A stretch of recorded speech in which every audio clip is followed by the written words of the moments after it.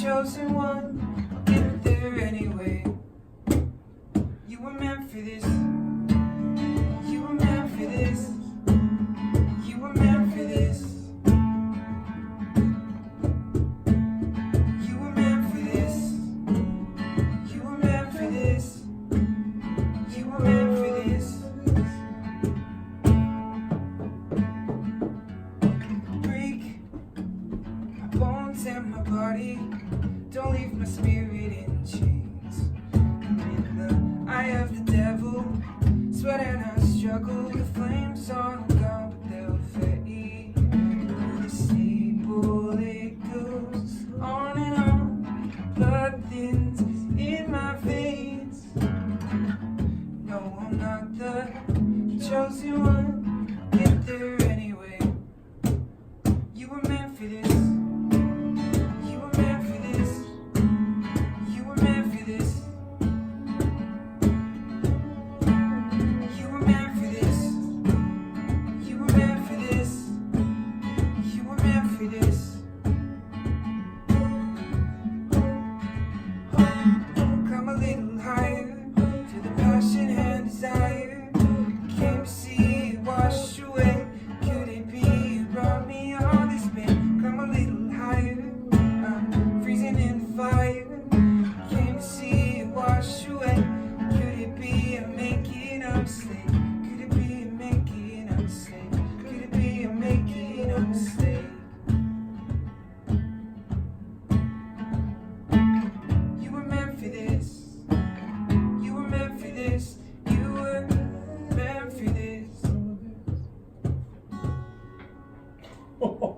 Nice.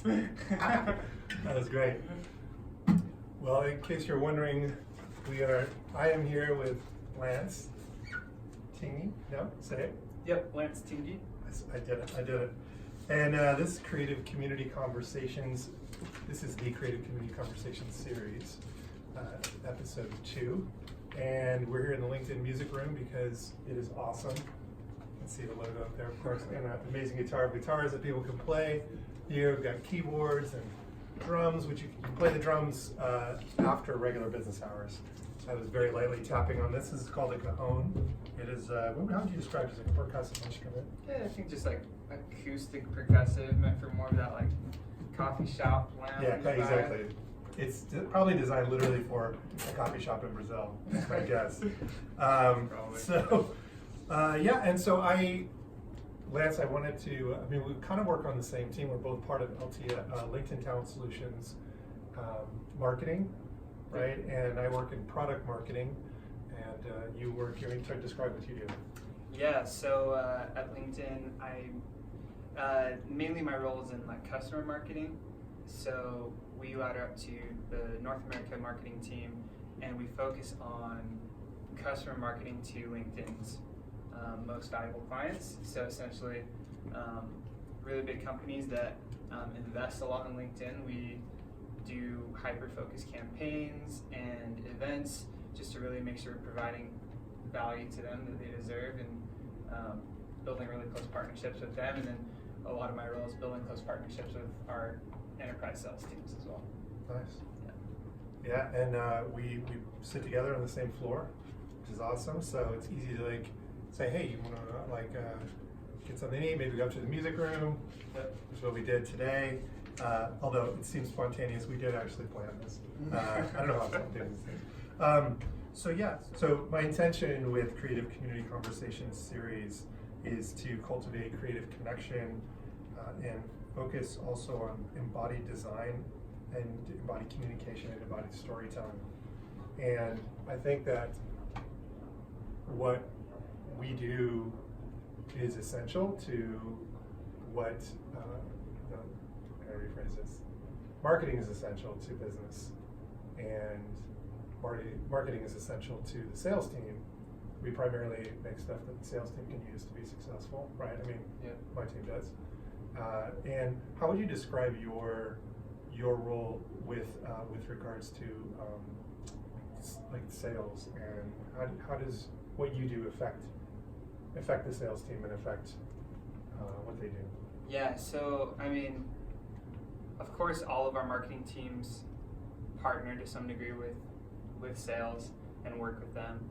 We are even more so in that realm just because of how focused we are on a much smaller group of accounts as opposed to a growth acquisition marketing team. We're not sending out massive campaigns to tens of thousands of people. We're typically,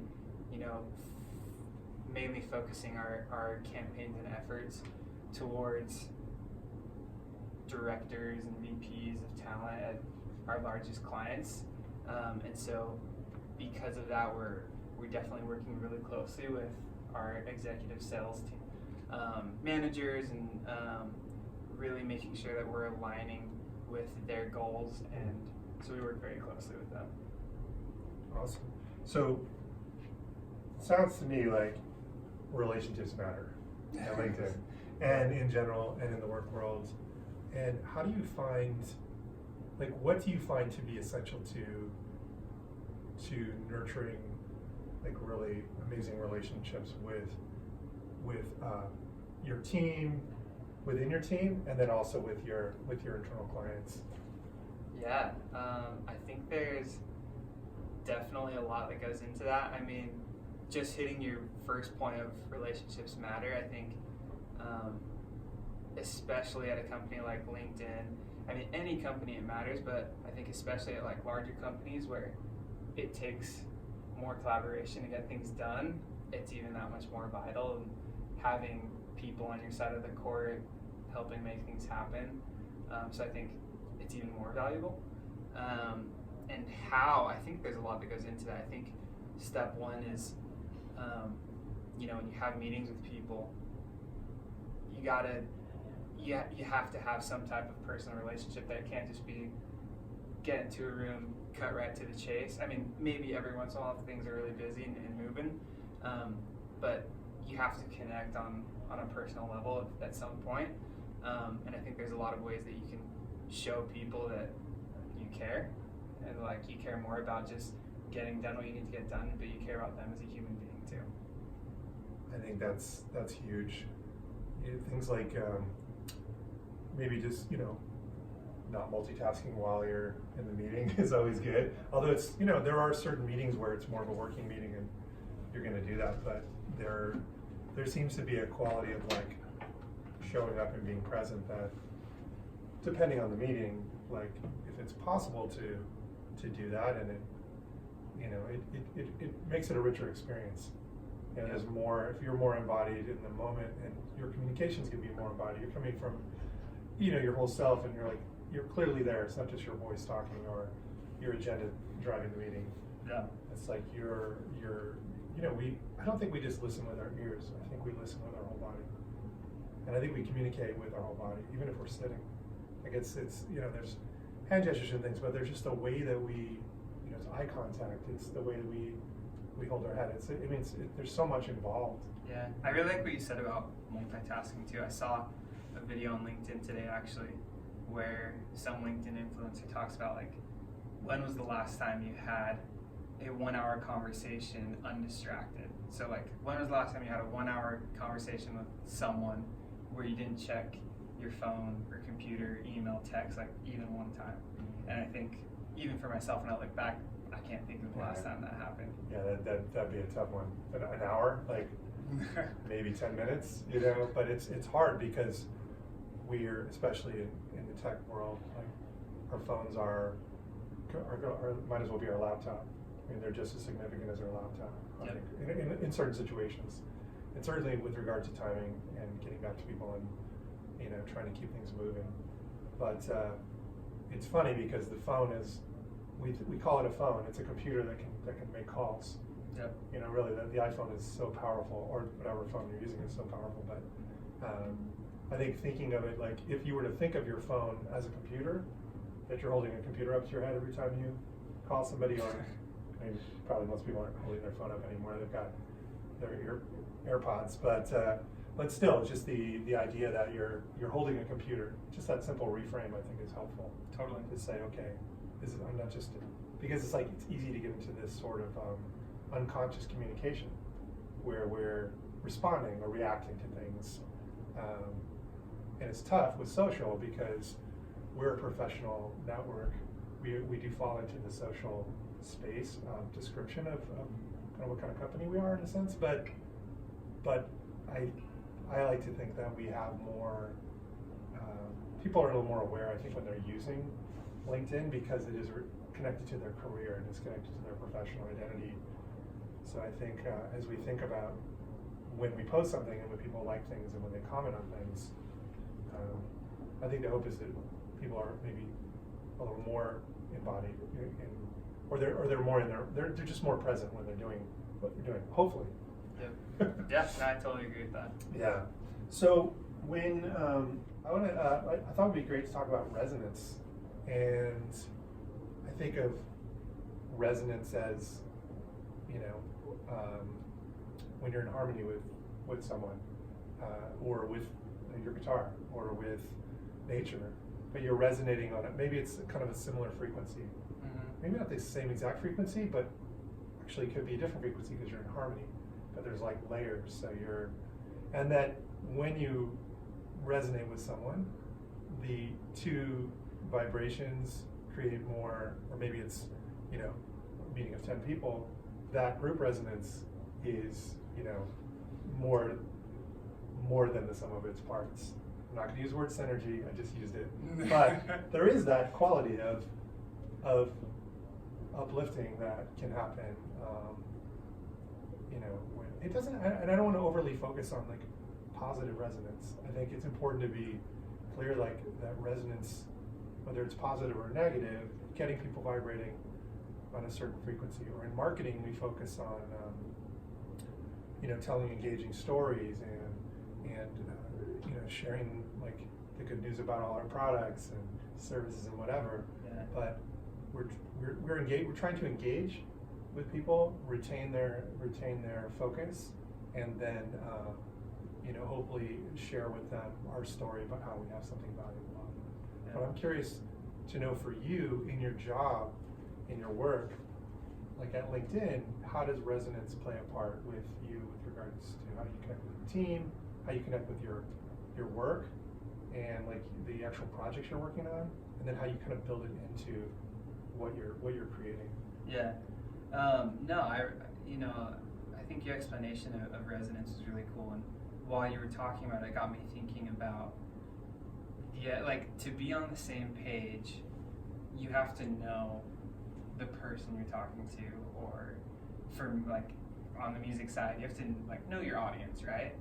And that's just where my mind went as you were talking about being on the same wavelength, synergy. I think it's important to take time to ask questions, and whether it's a marketing meeting or with sales or with people on your team, like take time to know who they are, what's important to them, what's driving them, and I think that's a really quick way to connect and be on the same page. I think for music it's similar but different, where I have to balance that with expressing myself and what I want to express and how I want to, but at the same time it's important to like realize that there's a real person on the other end of that, and how are they going to interpret my music or connect with it on a personal level. Right.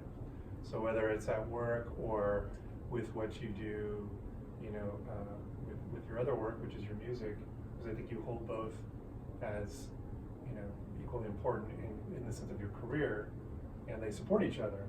Yep. And that's partly why I wanted to talk to you, is because I thought, well, it's very interesting to have someone who is a marketer and a musician, and to see how there's so many things in common. And then just from the business sense, it's incredibly important to have the ability as a musician to be able to market yourself and understand business. And as a marketer, you need to understand how to harmonize with people and how to deliver engaging and compelling content, and hopefully help the product team, in our case, help the product team to build products that will connect and resonate with our clients, and then ultimately with our members and our community as well. So yeah, so that is I really like your description, and let's hear another song. Next cue. Another song? Let's hear another song. All right. Which song? How about your new one, Waves? Waves? Okay. Alright, cool. Yeah, this song, it's called Waves. I think it fits well with what we're talking about.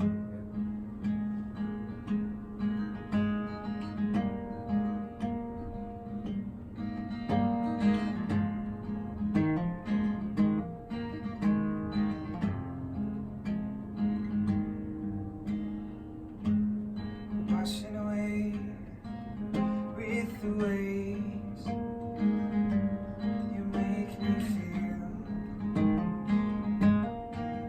it ain't easy.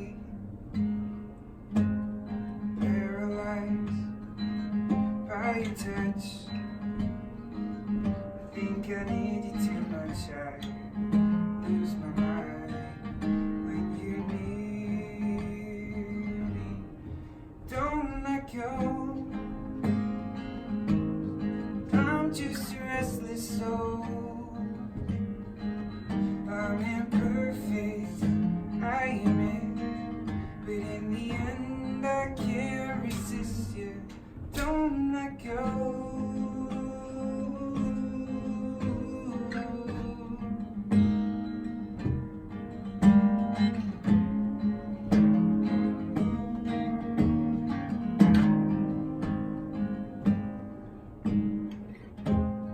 I feel reckless, I feel wrong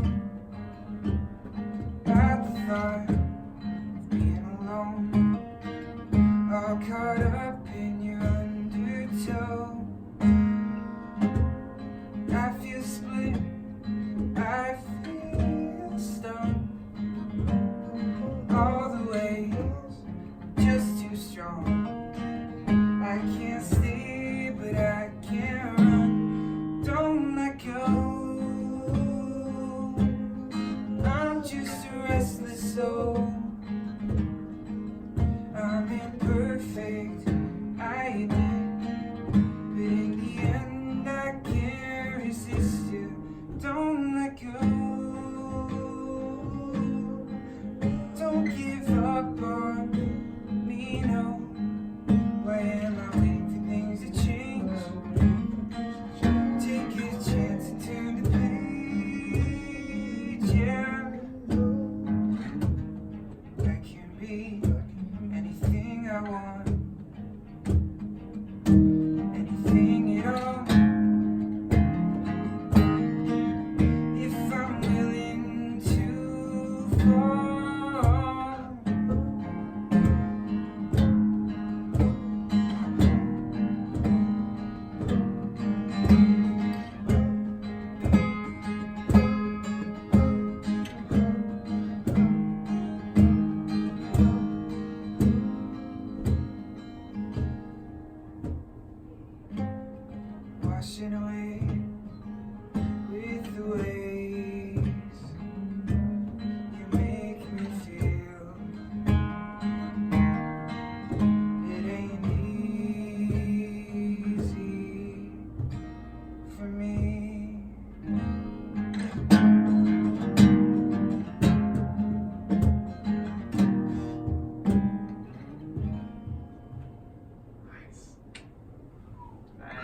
That was sweet, dude. Thanks, man. That sounds really good. Thank you. Appreciate it. And yeah, this is a special thing that we have in this music room.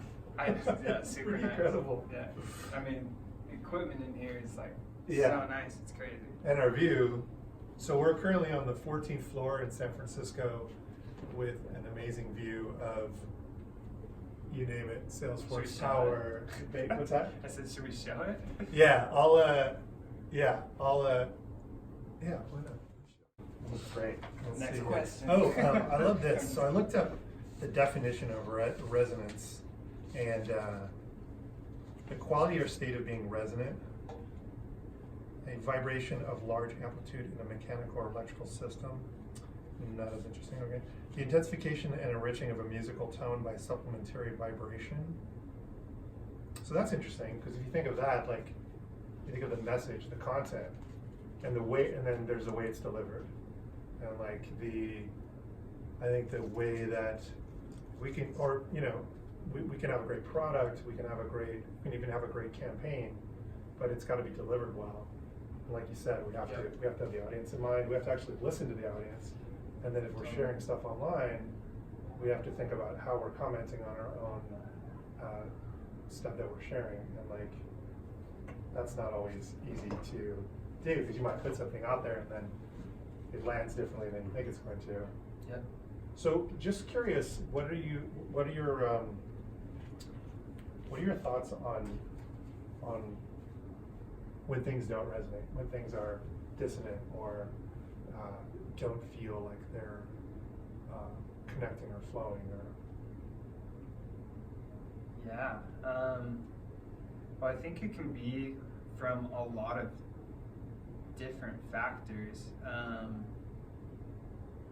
You know, I think sometimes it can come from having the wrong incentives as a company or as employees. Like, instead of focusing on, like you said, like what your audience wants, what your customers want, instead, you know, maybe it's a little bit something toxic in the internal culture that's causing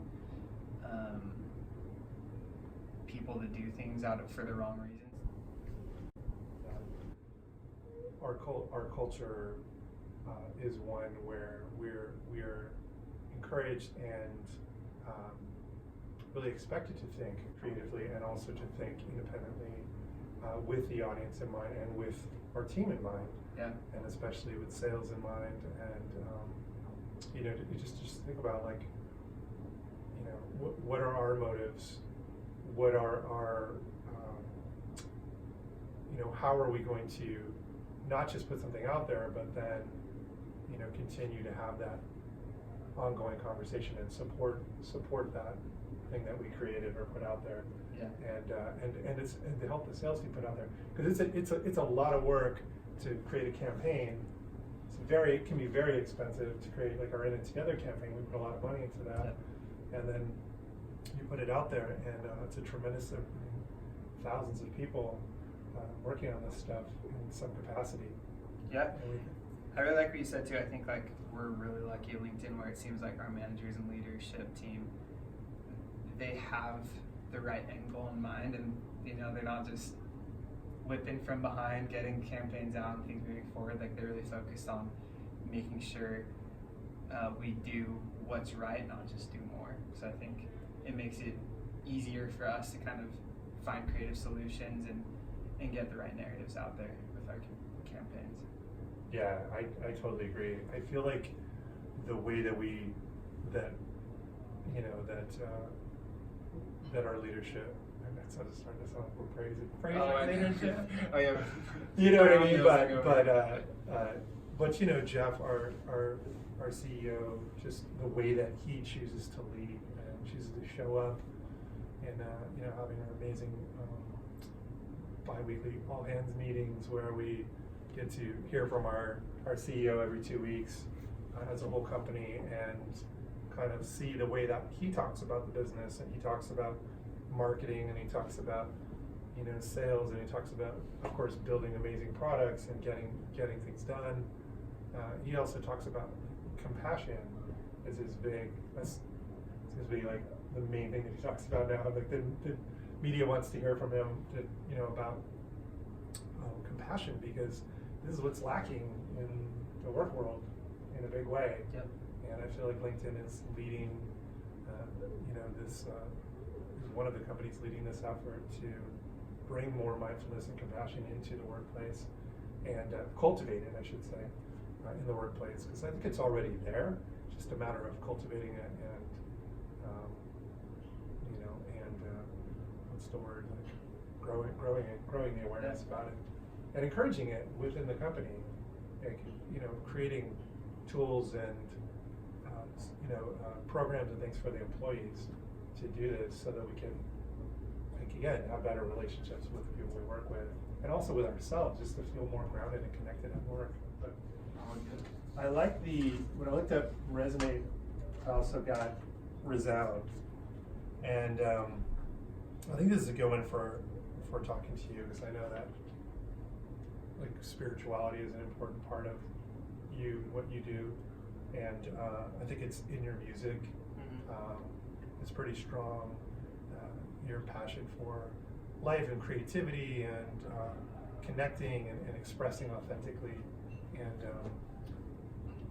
I'm curious to know how when you think about, like, resound is, according to Merriam-Webster dictionary, to become filled with sound, to reverberate, to sound loudly, to produce a sonorous or echoing sound, to become renowned. I mean, you are getting your music out there at some point. You may be renowned, both well-known and also well-respected.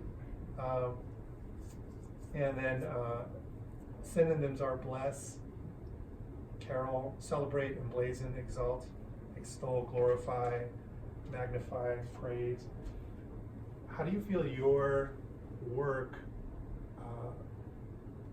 is influenced or inspired by, but in both ways, like your music? How does your music inspire your marketing work, and how does your LinkedIn work, and how does your LinkedIn work inspire your music work? Yeah. With all that in mind. I just kind of went all over the place. I'm trying to and go. Yeah.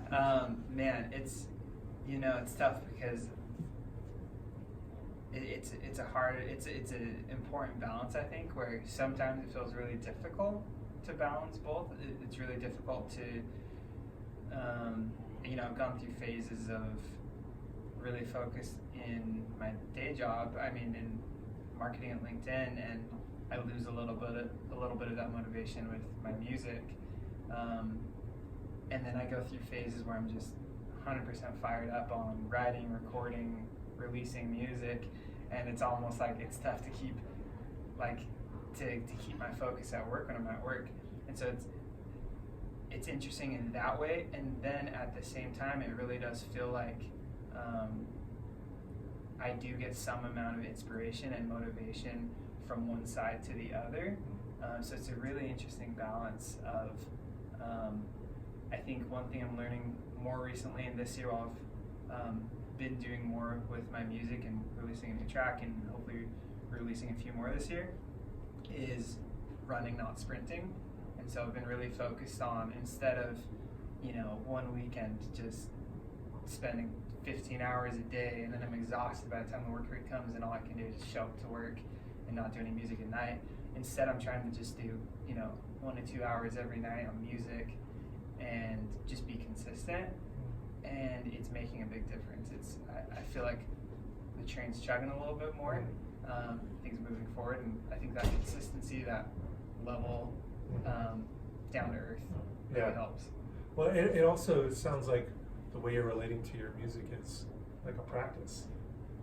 It's a discipline. It's a habit. Yeah. It's a habit. It's a discipline. It's a practice. It's something you do regularly. It could be dance, it could be yoga, it could be but this is the form of creative expression that you use. It's creative expression, but it's also pretty disciplined. There's a lot of technicality in it, and you've got to keep your chops up. Like, you've got to practice, and you have to keep your guitar in good shape, or your mini guitars. You've got all your equipment. Like there's that technical aspect to being a musician that is requires a lot of knowledge, a lot of maintenance, and you're always learning, especially with recording. Oh, You're yeah. doing a lot of Yeah. recording yourself, so learning all the gear and learning all the All programs, the software. all the software. Yeah, I like what you said, and I think when we think about things like bringing our whole self to work, and people think about now there's so much about focused on like the gig economy.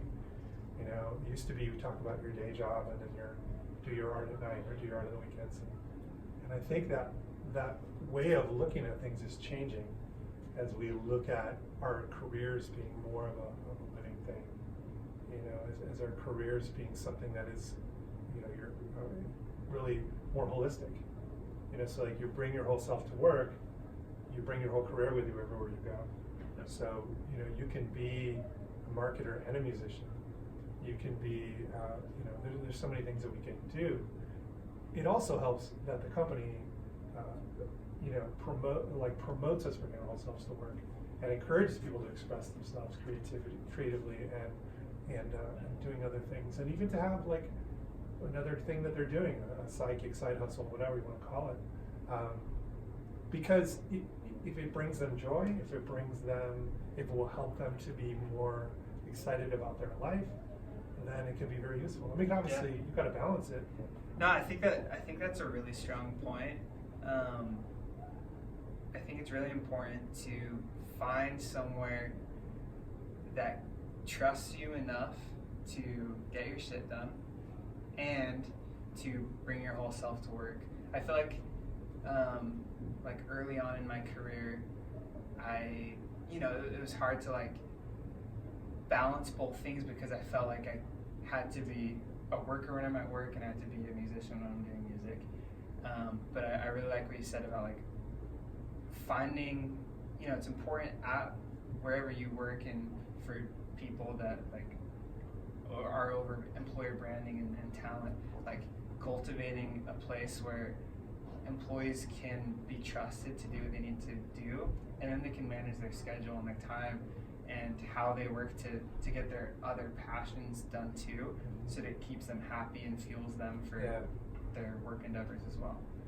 And it makes sense. I mean, we spend so much of our waking hours at work, and we spend so much of our it's easy to spend a lot of time, you know, in the evenings or weekends or, you know, even during the day. Sometimes we're daydreaming about some project or some thing we want to do or some vacation or whatever it is, but something that is maybe creates excitement. You know, it creates excitement. We're looking forward to this thing coming up, or we just had this amazing thing we just did, or what to see, or you know, and or a conversation we had. And I think the more that we look at, you know, our kind of just sort of honor our whole life, and including the stuff that's seemingly mundane or difficult or boring at times, because everyone's got parts of their job that can fall in those categories. And then it also depends on what mode you're in. You may be in a mode where you're like really just want to just do kind of stuff that's kind of procedural and it's kind of like calming to just do stuff that you can just sort of do, and it doesn't require a lot of like innovative thinking per se, so that you can. And then other times you're like, I just want to really work on like really cutting edge, innovative, brainstorming kind of like developing kind of stuff. So it's nice to have a balance. Yeah, well, and totally, and it's kind of like you mentioned, like more and more work lives and social lives, kind of work lives, social lives, family lives, personal lives, all kind of flow into, like, they're not as separated as they used to be. And if you think about it from like an employer side, like, or even an employee side, if you cut off like that ability for someone to bring their whole self to work and be their creative self, if you shut that off or like restrict that, you're also like, I think it flows into their work efforts, and you're going to cut off like their mindset to be creative in marketing, sales, like whatever it is. I think it all kind of flows into each other. Yeah, because I mean, you're as a business owner, you benefit from people feeling alive and feeling excited, and also being able to be kind of open and honest or vulnerable with with the other stuff they're doing. Maybe they're learning how to dance, or they're learning how to cook or whatever it is. But being able to feel that and talk about that with people they work with, whether it's at lunch or whatever. But also just the programs that companies create for their employees to do different things and to support them, at work and outside of work, to have more balance and more wellness and more play, to have fun and engage, with things they want to learn. And with LinkedIn Learning, there's all these amazing courses now that we have for learning that are not just based on like how to use Photoshop or how to use PowerPoint better or whatever, those are amazing, but it's also like all these other soft skills that are so important to.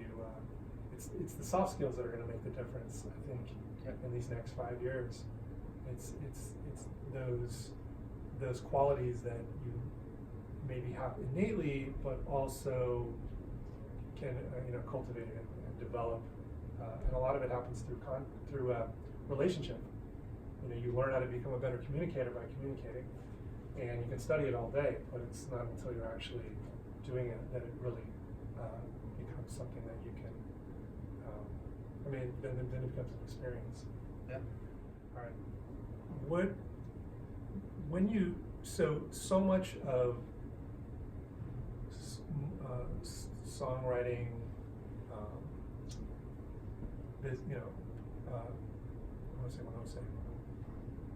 just want to touch on storytelling. So storytelling is super hot right now in the business world. I'm a visual storyteller, a presentation designer.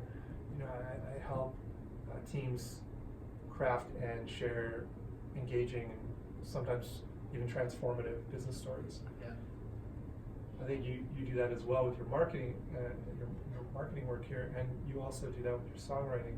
Like, you craft and share engaging stories and experiences through your music. Yeah. Like, every song you create has an experience to it, has a particular feel to it and setting, and in the sense of how it feels. Yeah. You want to maybe just comment on like what's it like to create an experience for somebody that includes authenticity, includes story, maybe some storytelling, maybe it's some of it's fantasy or some of it's got characters in it or whatever. Whether you say them or not or describe it, how does that like fantastical, amazing, magical aspect to songwriting and storytelling, how does that kind of show up in your life? Yeah, I think, storytelling is like so important. I think it's one of those things where it's easy for us to talk about it, and then once we're actually like doing something, creating something, or executing on something at work, like we immediately forget about the importance of it. But I notice more and more the music I listen to, the artists that inspire me. This new guy, Alec Benjamin. John Mayer. The way I found Alec Benjamin, John Mayer tweeted him out and put him on his Instagram story, and he was like, "This kid is the best storyteller I've ever heard. Like, he's gonna be the next big musician." And you listen to his songs, and they're just so clear and visually like captivating and engaging, and it just pulls you in immediately. And I'm trying to do that more and more with my music, and trying to let that kind of fuel things I do in marketing with customers, and as well, like really creating a clear, engaging story and something that just pulls people in. I think it's definitely easier said than done, but I think it's a huge ingredient for success if you can nail it. Yeah, I feel like we're hardwired for story. Yep. As a humans are just, we're built for it. Whether people can always like think about how they're going to create something or what something means to them. Like, you can share a story and it will move people. It can move people, and so can a song. A song can move people. A song can move people more than a lot of just spoken stories, because it has music in it, which has more frequencies or whatever the word is, but like more resonance, more vibrations, more harmonic layers to it. Yeah. So you can have your message, your content, your story and then you have the music, which creates this like secret sauce, you know, the actual like guitar or whatever. It's a cool concept. Yeah, and so then that becomes the vehicle, or like in paint, you have the pigment, and then you have the medium that carries the pigment, and but like you need that to create the fluidity, to create the flow, to make that impact or make that mark. And so on that note, why don't you take us out with a song? Cool. We could do Send Me a Doctor if you want.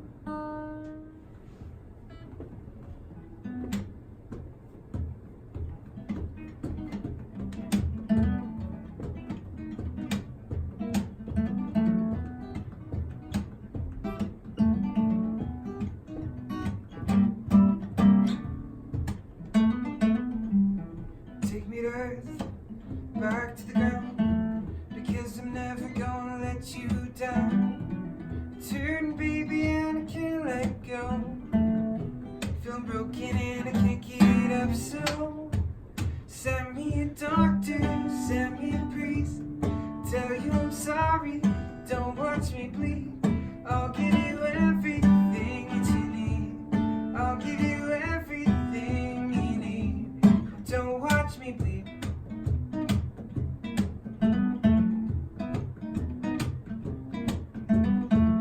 My God, what's your name? Fire to the flood and water to the flames. Where'd all the good people have to go? It's like I'm living in an old folks home. So send me a doctor, send me a priest. Tell you I'm sorry, don't watch me bleed. I'll give you everything that you need. I'll give you everything you need. Don't watch me bleed. Don't watch me bleed. Don't watch me bleed. Ah, ah, ah, ah.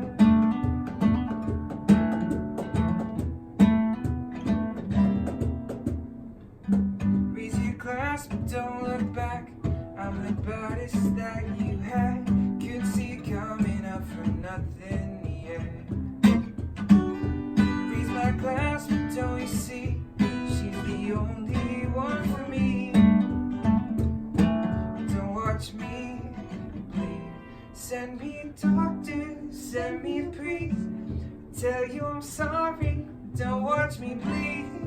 I'll give you everything that you need. I'll give you everything. Send me a doctor, send me a priest. Tell you I'm sorry, don't watch me bleed. I'll give you everything that you need. I'll give you everything you need. Nice. Nice. All right, we're done. That was Alright. amazing. Good stuff. I think we had some good So conversation there. much good stuff, dude.